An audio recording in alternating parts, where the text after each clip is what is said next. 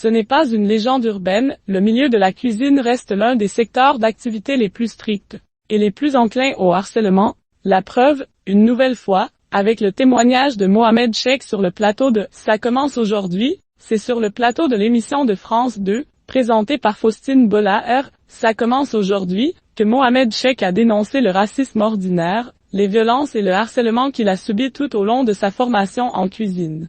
Le grand vainqueur de la 12e saison de Top Chef espère un changement profond, insufflé par la nouvelle génération.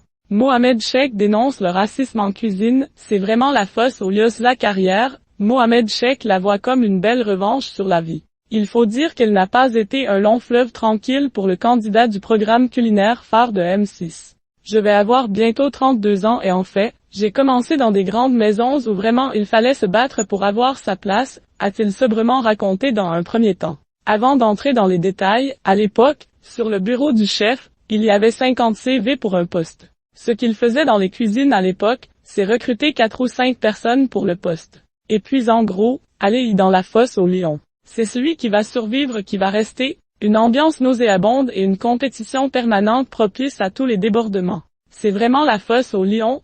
Donc si t'es gros, t'es foutu. Si t'es d'origine, t'es foutu. Si t'es une femme, t'es foutu. En fait, il fallait être blanc, faire un M70, être affûté, a expliqué dans la foulée Mohamed Cheikh. Et à lui d'ajouter, tout ce qui était différent on n'en voulait pas. On voulait que tout le monde soit pareil, que les mecs soient vifs. Quand t'étais gros, on te disait « Casse-toi, tu prends trop de place ». Mohamed Cheikh, victime de harcèlement, je fermais ma bouche aujourd'hui à la tête de son propre restaurant à Saint-Ouen, Maïda, et après être passé par plusieurs grandes cuisines étoilées, le chef, suivi par plus de 370 000 personnes sur Instagram, est extrêmement fier de son parcours, et du chef respectueux et bienveillant qu'il est devenu. Pendant toute ma carrière, on m'a dit que je n'y arriverais jamais parce que la cuisine ce n'est pas pour les gens comme moi, parce que je ne mange pas de porc et je ne bois pas de vin.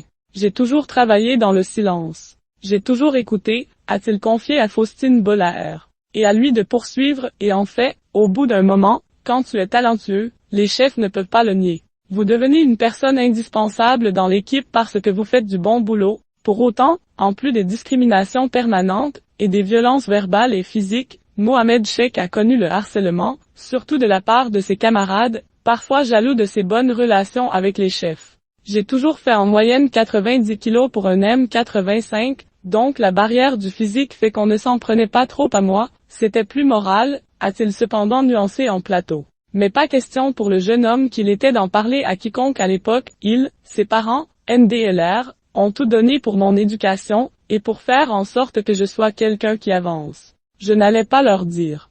Forcément, ta maman, la seule chose qu'elle va dire c'est « Arrête, ce n'est pas grave, fais autre chose », mais j'avais envie de faire ce métier, donc je fermais ma bouche.